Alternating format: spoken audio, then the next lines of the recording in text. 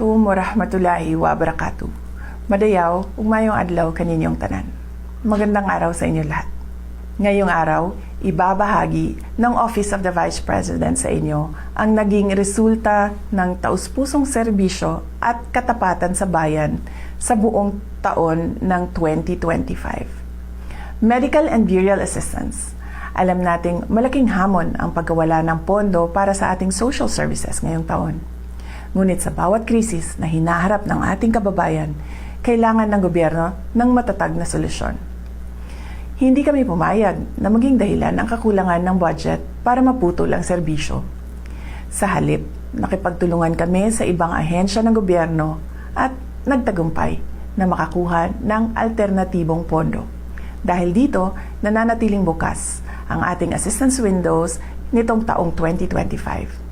Nakapagbigay tayo ng tulong sa 4,643 na Pilipinong may karamdaman. At nakatulong ang ating burial assistance sa 1,377 beneficiaries. Ito ang pruweba na kung may puso at paninindigan para maglingkod, laging may paraan para tulungan ang ating mga kababayan. Disaster relief and relief for individuals in crisis and emergencies program. Ang OVP ay laging handa sa panahon ng krisis. Ang ating Disaster Operations Center ay patuloy na naghahatid ng agarang tulong. Sa kabuuan, umabot sa 73,054 na pamilyang Pilipino na naapektuhan ng kalamidad ang ating natulungan. Kabilang dito ang 9,129 na pamilyang nakatanggap ng donated items. As part of our rapid response to the 6.9 magnitude earthquake in Cebu, and the Mount Canlaon eruption, OVP distributed 2,514 bags of 25 kilo rice. Kamakailan, personal kong pinangasiwaan ang relief operations sa Negros Occidental at Cebu para sa mga pamilyang sinalanta ng magkasunod na bagyong Tino at Uwan. Hindi rin natin kinalimutan ang ating mga bayaning frontliners at rescuers.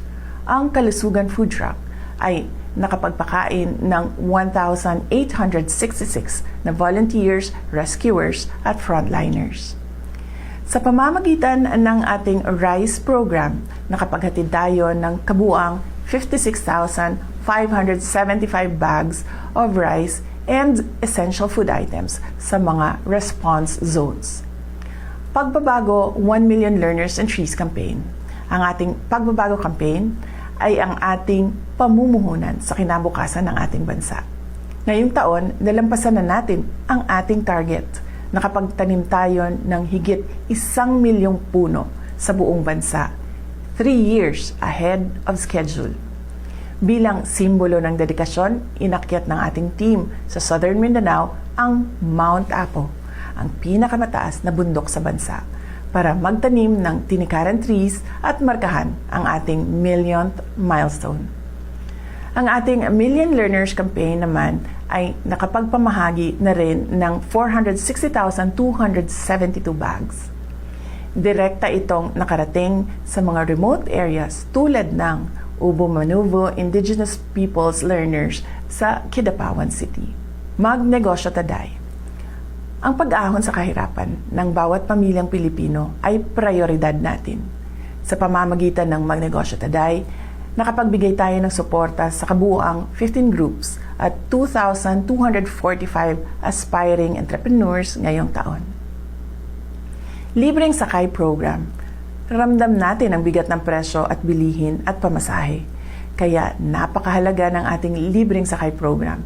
Ngayong taon, pinalawak pa natin ang programa kasama na ang Tacloban City kung saan malaking tulong ito sa mga estudyante at pamilya. Ang libreng sakay ay nagbibigay ginhawa sa budget ng mga pamilya upang mapunta ang pera sa pagkain at edukasyon.